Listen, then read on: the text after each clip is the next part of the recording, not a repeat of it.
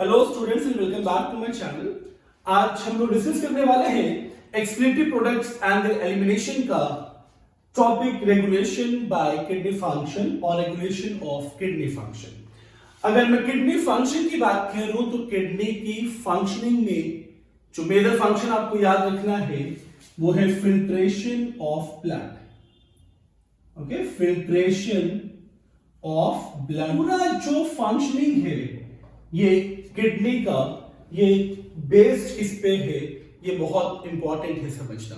मैं फिर से रिपीट कर रहा हूं, किडनी की functioning, filtration of blood, and इस फंक्शनिंग को रेगुलेट करना क्यों इंपॉर्टेंट है, क्योंकि इस फिल्ट्रेशन ऑफ ब्लड से पहले आपको ये जानना बहुत जरूरी है कि फिल्ट्रेशन के लिए प्रॉपर अमाउंट ऑफ ब्लड का भी होना जरूरी है। तो अगर मैं रेगुलेशन ऑफ किडनी फंक्शन की बात कर रहा हूं तो सबसे पहला जो क्वेश्चन मार्क आपके दिमाग में होना चाहिए था कि why there is a need for regulation of kidney function, यानी किडनी फंक्शन को रेगुलेट करने की जरूरत क्या है, क्यों हम इस प्रोसेस को कंट्रोल कर रहे हैं।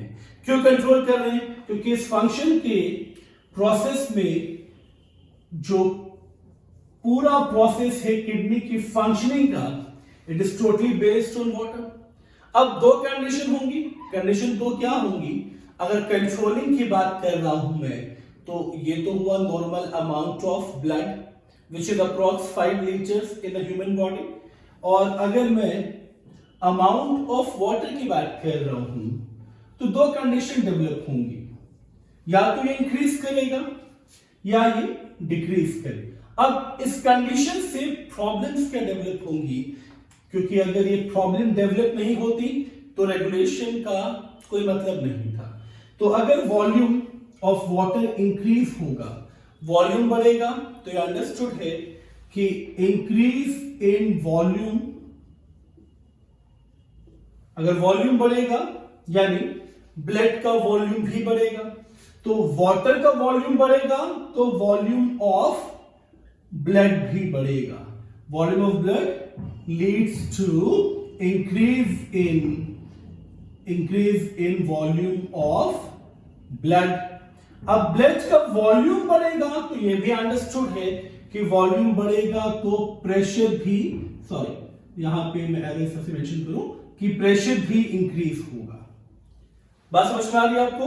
अगर वॉल्यूम बढ़ेगा तो ब्लड का प्रेशर भी बढ़ेगा, और अगर ब्लड का प्रेशर बढ़ेगा हाइपरटेंशन वाली कंडीशंस डेवलप होंगी, यानी इसका डायरेक्ट इंपैक्ट होगा या it affects cardiovascular system.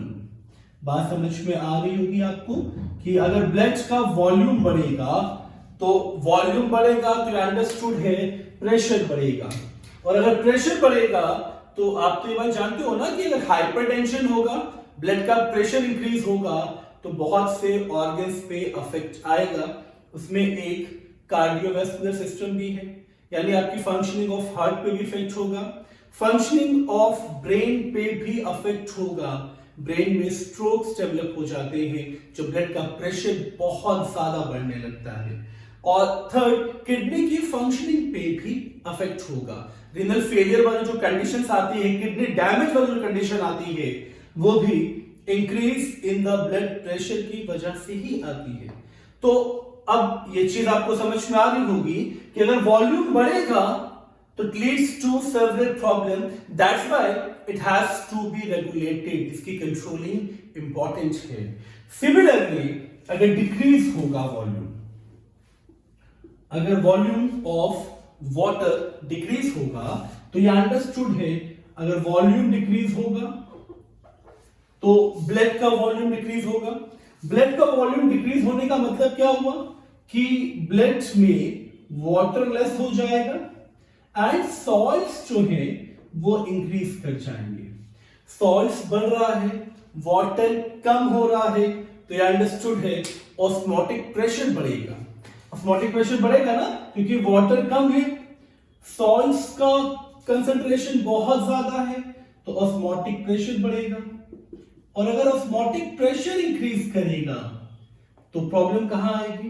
Osmotic pressure अगर इंक्रीज करेगा तो जो एक्सचेंज मैकेनिज्म है between the body fluid and the cell उस पे भी अफेक्ट होगा। तो ये बात बहुत अच्छे से आपको समझनी है। तो ऑस्मोटिक प्रेशर अगर इंक्रीज होगा तो it will affect the exchange process between body cells and body fluids। body cells and body fluids के बीच में जो exchange process है उस पे भी अफेक्ट होगा। तो एक बहुत सिंपल सी कंडीशन मैंने दी है कि वॉल्यूम अगर इंक्रीज होगा तो ब्लड का वॉल्यूम इंक्रीज होगा, ब्लड का प्रेशर इंक्रीज होगा which leads to severe problem and उस प्रॉब्लम में कार्डियोवैस्कुलर सिस्टम का डैमेज भी हो सकता है, अफेक्ट भी हो सकता है, एज वेल एज ब्रेन में आपको हेमोरेज लाइक कंडीशंस भी डेवलप हो सकते हैं एंड किडनी फेलियर के भी चांसेस हैं। सिमिलरली अगर वॉल्यूम डिक्रीज होगा, ब्लड का वॉल्यूम कम हो जाएगा और ब्लड का वॉल्यूम कम होने का मतलब क्या हुआ, वाटर कम हो रहा है, सॉल्ट्स कंडीशन में बढ़ेंगी, कंसंट्रेशन में बढ़ेंगी और जब सॉल्ट्स का कंसंट्रेशन बढ़ेगा तो ये अंडरस्टूड है ऑस्मोटिक प्रेशर बढ़ेगा।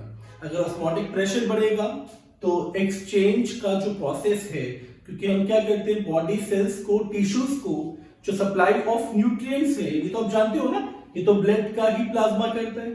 तो अगर प्लाज्मा का कंसंट्रेशन यानी प्लाज्मा में क्या है 92% वाटर, तो अगर प्लाज्मा का कंसंट्रेशन कम होगा, वाटर कंसंट्रेशन कम होगा तो एक्सचेंज मैकेनिज्म जो है between the body fluid and the body cells and tissues उस पे भी अफेक्ट होगा। तो ये दोनों कंडीशंस ना डेवलप हो, इस चीज के लिए क्या होता है, किडनी की फंक्शनिंग को कंट्रोल करना। 3 कंडीशंस आपके सामने हैं। एक पहली कंडीशन अगर रेगुलेशन की बात कर रहा हूं तो पहला रेगुलेशन हम लोग करेंगे regulation bye anti diuretic hormone, regulation bye vasopressin और एडीएच, रेगुलेशन बाय वैसोप्रेसिन और ADH that is anti diuretic hormone. Okay, अब एंटी डायूरेटिक हार्मोन के कंडीशन की मैं बात करूंगा, इस चीज को बहुत ध्यान से आपको समझना है।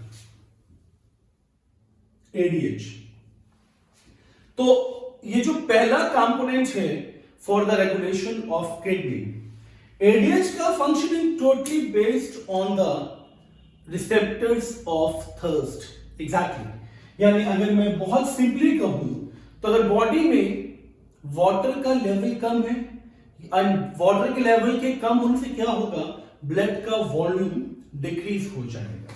यानी एक बहुत सिंपल सा प्रोसेस आपको समझना है कि अगर ब्लड का वॉल्यूम डिक्रीज है, ब्लड वॉल्यूम अगर डिक्रीज है तो ये क्या करेगा, ये एक्टिवेट्स करेगा एडीएच को, यानी एंटी डायूरेटिक हार्मोन को। अब ये जो कंडीशन है ये क्या है, इसको मैं अब समझाऊंगा। अब देखिए एडीएच का रिलीज कैसे प्रमोट होता है, कैसे अपनी फंक्शनिंग करता है, इस चीज को हम लोग समझेंगे। मैं एक रफ डायग्राम आपको मेंशन कर रहा हूं, बॉमन कैप्सूल से PCT and loop of Henle. Diagram में स्ट्रक्चर ऑफ नेफ्रॉन अपनी प्रीवियस वीडियो में भी एक्सप्लेन कर चुका हूं। Okay, and this one is collecting duct. Okay, तो स्ट्रक्चर ऑफ नेफ्रॉन तो आपको याद होगा, बॉमन्स कैप्सूल। मैं सिर्फ मेन कंपोनेंट्स को ही मेंशन कर रहा हूं, PCT, okay, DCT and collecting duct. तो हाउ एडीएच फंक्शंस, ये बहुत इंपॉर्टेंट है, इसको समझने की कोशिश करेंगे। तो एंटी डायूरेटिक हार्मोन ये तब एक्शन करेगा, तब एक्टिवेट होगा जब इस बॉमन कैप्सूल पे, इस माल्फिजियन बॉडी पे जो अफरेंट आर्टियोल है आप बहुत ध्यान से समझिएगा इस चीज को। जब अफरेंट आर्टियोल से, सपोज ये अफरेंट आर्टियोल पे, ओके, अफरेंट आर्टियोल जो रीनल आर्टरी की कन्वर्जन से फॉर्म हुआ था, तो होगा क्या, जब afferent arteriole less amount of blood को पास करेगा, लेस अमाउंट ऑफ ब्लड अगर पास होगा, यहां पे ग्लोमेरुलस का फिल्ट्रेशन स्लिट बनता है ना, मैं ये पूरा स्ट्रक्चर आपको पहले से समझा चुका हूं मेरे प्रीवियस वीडियोस में, स्ट्रक्चर ऑफ नेफ्रॉन है। तो बस आपको सिर्फ समझना क्या है कि यहां पे फिल्ट्रेशन स्लिट प्रेजेंट होता है, ओके, यहां पे फिल्ट्रेशन स्लिट प्रेजेंट होता है। तो अगर लेस अमाउंट ऑफ ब्लड यहां पे एंटर होगा, तो ये अंडरस्टूड है कि वॉल्यूम कम है, वॉल्यूम कम है तो क्या होगा, जब पीसीटी पे सिलेक्टिव रीअब्जॉर्प्शन होता है, सिलेक्टिव रीअब्जॉर्प्शन का मतलब क्या होता है कि पीसीटी पे एक्टिव एंड पैसिव दोनों अब्जॉर्प्शंस होते हैं, वाटर का भी रीअब्जॉर्प्शन होता है, सोडियम का भी रीअब्जॉर्प्शन होता है यहां पे, एंड ये सारा जो कंपोनेंट है वो रीअब्जॉर्ब होके ये जो इंटरस्टिशियल फ्लूइड है इस पे आके कलेक्ट हो जाता है। बस समझ में आ रही होगी आपको। तो वॉल्यूम कम है, एक तो वॉल्यूम कम है, और वॉल्यूम से भी हम लोगों ने क्या किया, वाटर को रिलीज कर लिया, यहां पे रीअब्जॉर्ब करा दिया है, सोडियम को भी रीअब्जॉर्ब करा दिया है, और ये सारा फ्लूइड जो है ये इंटरस्टिशियल फ्लूइड में कलेक्ट हो जाता है। फिर जो अमाउंट ऑफ फिल्ट्रेट पास करता है लूप ऑफ हेनले से डीसीटी की तरफ, ओके, तो डीसीटी में जो कंडीशन है, कंडीशन क्या है, वॉल्यूम ऑफ ब्लड कम है, तो वॉल्यूम ऑफ ब्लड कम है, इट सिंपली मींस कि वॉल्यूम ऑफ वाटर कम है। तो अगर ये कंडीशन डेवलप होती है तो ये डीसीटी के ऊपर क्या इफेक्ट पड़ता है ये आपको समझना है।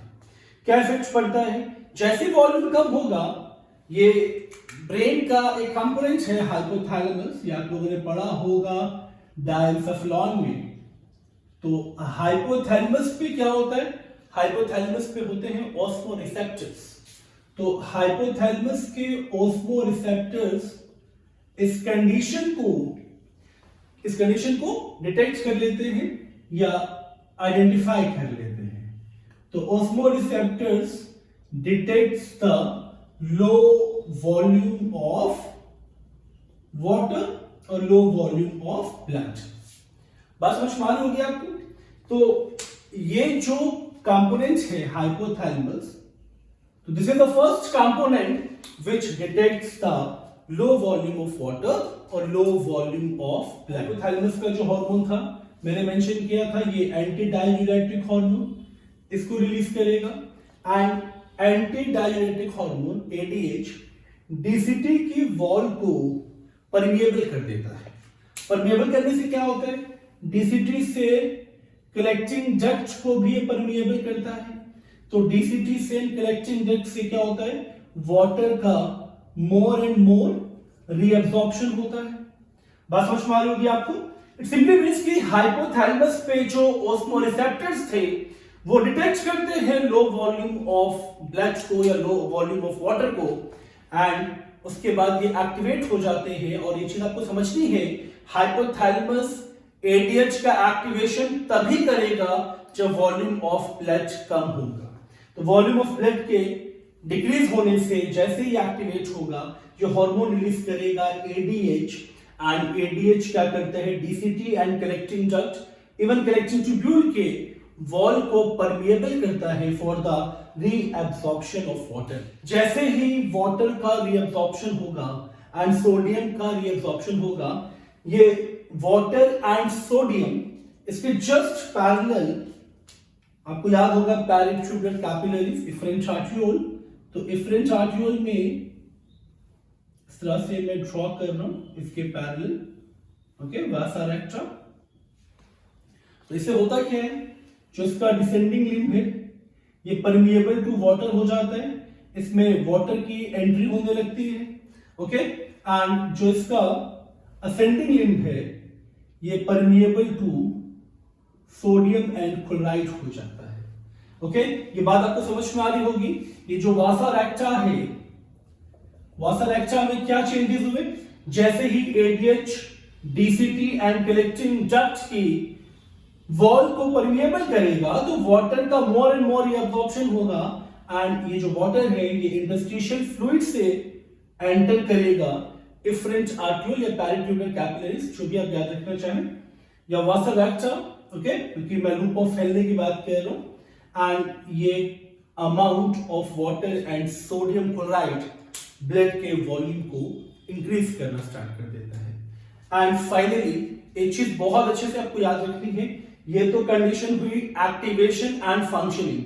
Activation by hypothalamus and functioning permeability of DCT and collecting duct को इंक्रीज करना for the reabsorption of water and sodium का absorption from the PCT. And the more thing which is very important कि इस hormone का जो inhibition होता है, यानी ADH inhibits by drinking water, यानी अगर आप वाटर के लेवल को मेंटेन कर लेते हो by drinking more and more water, then ADH gets inhibits. Okay, so this is the first condition by the regulation of vasopressin or regulation by vasopressin. अब हम डिस्कस करेंगे regulation by juxtaglomerular. So regulation by juxtaglomerular apparatus, regulation by juxtaglomerular apparatus. Okay, तो juxtaglomerular apparatus को kidney की functioning में multi hormonal system माना जाता है। ओके, मल्टी हार्मोनल सिस्टम माना जाता है। ओके, तो ये जो पूरा जुक्स्टाग्लोमेरुलर अपरेटस है, इसको स्पेशलाइज्ड सेलुलर अपरेटस भी माना जाता है। स्पेशलाइज्ड सेलुलर अपरेटस भी माना जाता है। ओके, मैं ये दोनों चीजें क्यों मेंशन कर रहा हूं, multi hormonal system and specialised cellular apparatus, क्योंकि ये चीजें भी ये क्वेश्चन की फॉर्म में आपको नीट एग्जामिनेशन में मिलेगा। ओके, तो अभी जो स्पेशलाइज्ड सेलुलर अपरेटस है, इसके बारे में भी आपको नीट एग्जाम्स में पूछा जाता है। तो ये आपको याद रखना है कि अगर मैं स्पेशलाइज्ड सेलुलर अपरेटस के लोकेशन की बात कर रहा हूं, तो लोकेशन क्या होगा, एफरेंट आर्टियोल आपको याद है। ओके, बट आपको अफरेंट आर्टियोल पे ही फोकस करना है, क्योंकि इस पे ही आपको ये स्पेशलाइज्ड सेलुलर अपरेटस मेंशन करना है। ये मैंने एक क्रॉस सेक्शन लिया है आर्टियोल का, इसमें outer covering is tunica externa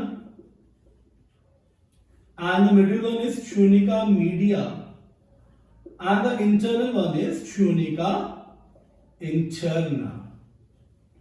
Okay, तो इस पे जो सेलुलर अपरेटस हम लोग जिसके बारे में बात कर रहे हैं, वो लोकेटेड होता है tunica media में। Okay, and what is the function of that cellular apparatus? It secretes renin. Okay, renin basically act as an enzyme.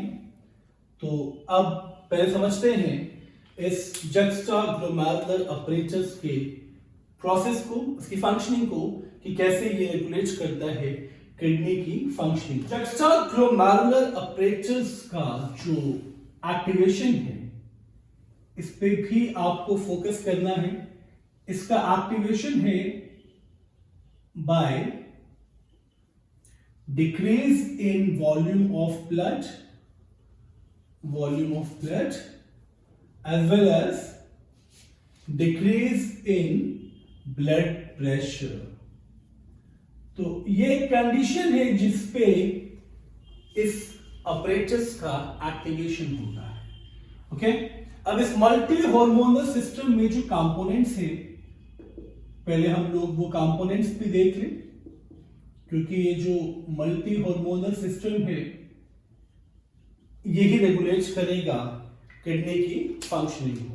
So that system is known as RAS. Okay, RAS आपको याद रखना है. रास means rennin, जिसका location मैं अभी show कर रहा था, ट्यूनिका मीडिया जो स्पेशलाइज्ड सेलुलर अपरेचर्स था. देन एंजियोटेंसिन,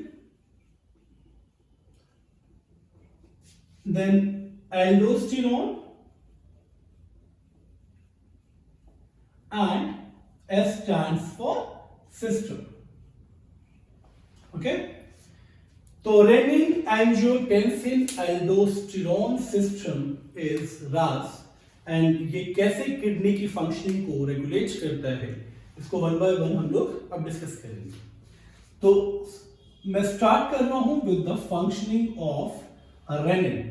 ओके, तो रेनिन के फंक्शनिंग सबसे इंपॉर्टेंट चीज क्या है कि रेनिन प्लाज्मा प्रोटीन एंजियोटेंसिन को कन्वर्ट करता है इनटू एंजियोटेंसिन 2. ओके, तो रेनिन कन्वर्ट्स प्लाज्मा प्रोटीन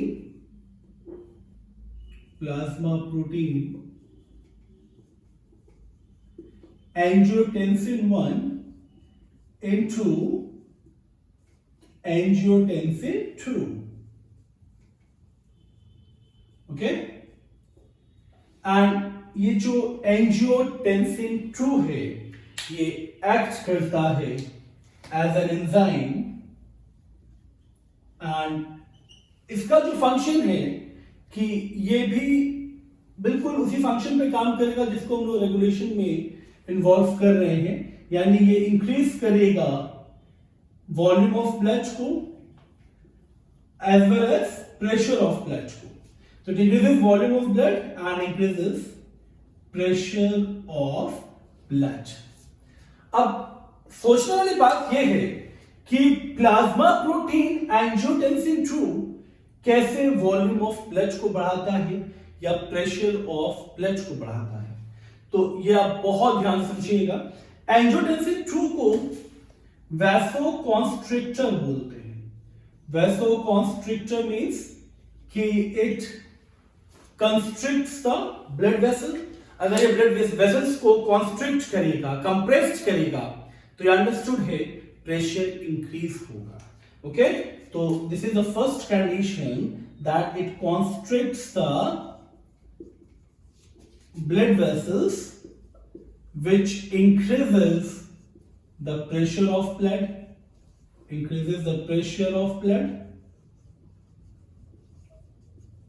बात समझ में आ रही होगी आप लोगों को. तो वैसोकॉन्स्ट्रिक्टर का काम कर रहा है, मतलब ये ब्लड वेसल्स को कॉन्स्ट्रिक्ट कर रहा है एंड प्रेशर को इंक्रीज कर रहा है.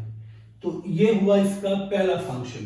तो रेनिन एंड एंजियोटेंसिन के फंक्शन में रेनिन ही रेगुलेट कर रहा है एंजियोटेंसिन की सिंथेसिस को एंड इसकी फंक्शनिंग को. ओके, एक कंडीशन तो ये हो गया. नंबर 2, इट ऑल्सो, अब रेनिन और एंजियोटेंसिन की मैं बात कर रहा हूं, it also promotes the secretion of ADH. तो सिक्रीशन और रिलीज ऑफ एडीएच. अब ये तो अंडरस्टूड है कि एडीएच का फंक्शन मैं जस्ट इससे पहले बता रहा था कि एडीएच क्या करेगा. एडीएच एंटी डायूरेटिक हार्मोन और वैसोप्रेसिन, ये क्या करेगा, it renders the wall of distal convoluted tubule, collecting tubule and collecting duct for the absorption of water.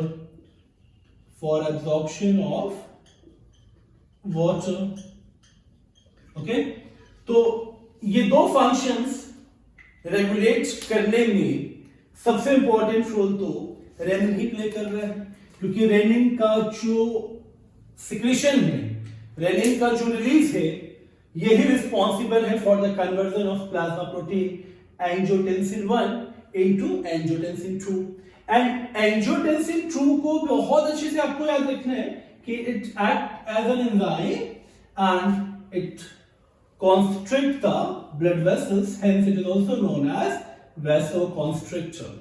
तो blood vessels को constrict करेगा तो अंडरस्टूड है प्रेशर इंक्रीज करेगा. तो सिंपली आपको ये याद रखना है वेसल्स को constrict करेगा प्रेशर इंक्रीज होगा. Number 2, it promote the release of ADH and ADH again मैं रिपीट नहीं करूंगा, एंटी डायरेटिक हार्मोन और वैसोप्रेसिन, और इसका जो रिलीज है ये भी आपको याद रखना है. ये तब होगा जब हाइपोथैलेमस के ऑस्मोरिसेप्टर्स इसको डिटेक्ट करें. तो रेनिन एंड एंजियोटेंसिन के बाद अब थर्ड कंपोनेंट हम लोग डिस्कस करेंगे, द एल्डोस्टेरोन रोल. ओके, तो पहले रेनिन भी क्लियर हो चुका है, एंजियोटेंसिन भी क्लियर. अब हम लोग डिस्कस करेंगे एल्डोस्टेरोन के बारे में. ओके, तो एल्डोस्टेरोन का अगर मैं रोल बताऊं तो उससे पहले जानना बहुत जरूरी है कि एल्डोस्टेरोन का रिलीज कौन करता है. ओके, तो एल्डोस्टेरोन जो हार्मोन है इसको रिलीज करता है adrenal gland, and adrenal gland में भी it is released from adrenal cortex.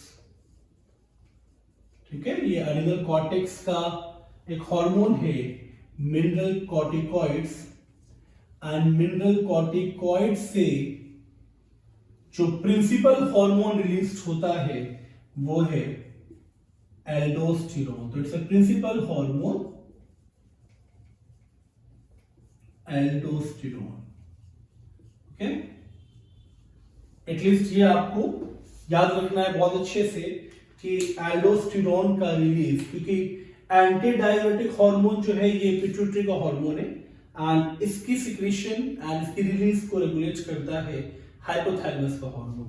But aldosterone जो है ये एड्रिनल ग्लैंड का हार्मोन है which is located on the top of kidney, and ये एक्टिवेट होगा by the decrease in plasma sodium level.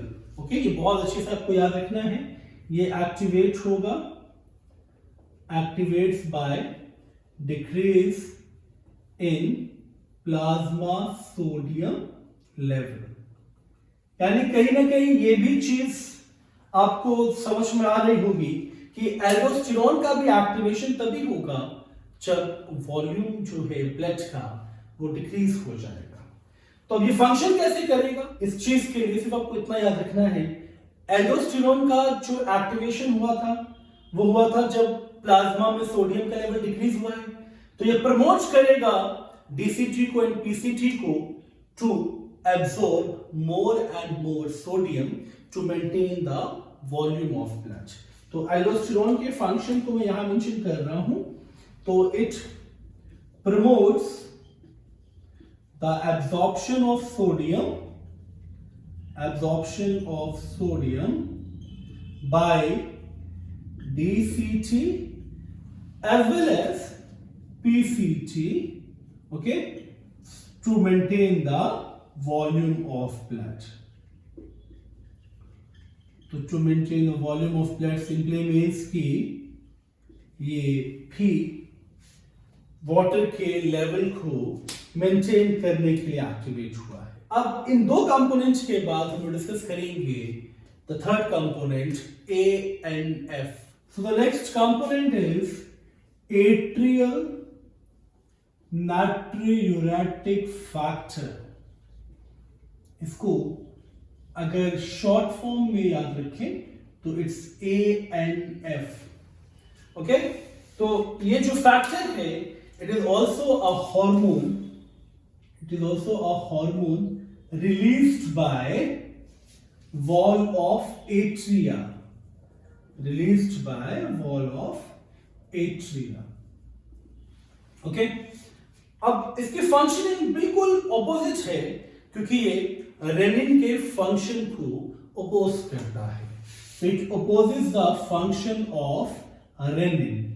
अब ये क्यों अपोज कर रहा है फंक्शन ऑफ रेनिन को, इस बात को बहुत ध्यान से अगर आप समझे तो रेनिन का फंक्शन क्या था, वेसल्स को कॉन्स्ट्रिक्ट करना ताकि प्रेशर बढ़े। अगर ये सिर्फ कॉन्स्ट्रिक्शन पे ही रहेगा तो प्रेशर बहुत ज्यादा बढ़ जाएगा एंड अल्टीमेटली होगा क्या, आपके कार्डियोवैस्कुलर सिस्टम पे अफेक्ट होगा।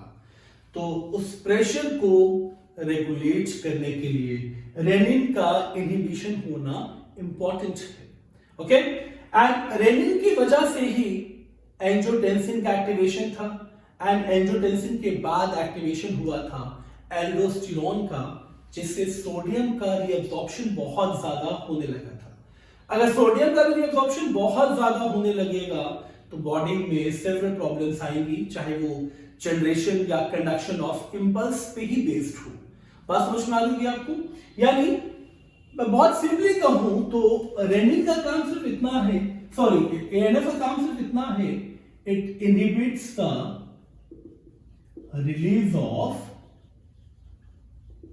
release of renin so that it regulates the function of kidney। फिर ये प्रेशर को भी रेगुलेट करेगा एंड वॉल्यूम को भी रेगुलेट करेगा। इससे ज्यादा आपको इसमें याद भी नहीं रखना है, सिर्फ इसका लोकेशन इंपॉर्टेंट है, which is located at the wall of atria, and ये wall of atria मतलब auricles, यानी it's a component of heart, आपके heart का component है ये, which act as a hormone and it opposes the function of renin, यानी ये renin को रिलीज होने में या renin को रिलीज करने से ही रोकेगा। तो ये इनहिबिट करता है कंप्लीट रेगुलेशन जो रेनिन और एल्डोस्टेरोन और एंजियोटेंसिन कर रहे थे, जिससे कि प्रेशर बहुत एक्सेस ना हो जाए, सोडियम बहुत ज्यादा एब्सॉर्ब ना हो जाए एंड फंक्शनिंग पे अफेक्ट ना हो। ओके, तो आई होप ये पूरा जो रेगुलेशन प्रोसेस है आपको समझ में आया होगा। तो आई होप ये कंटेंट अगर आपको समझ में आया है तो आप चैनल को लाइक करेंगे, शेयर करेंगे एंड सब्सक्राइब करेंगे। Thank you so much.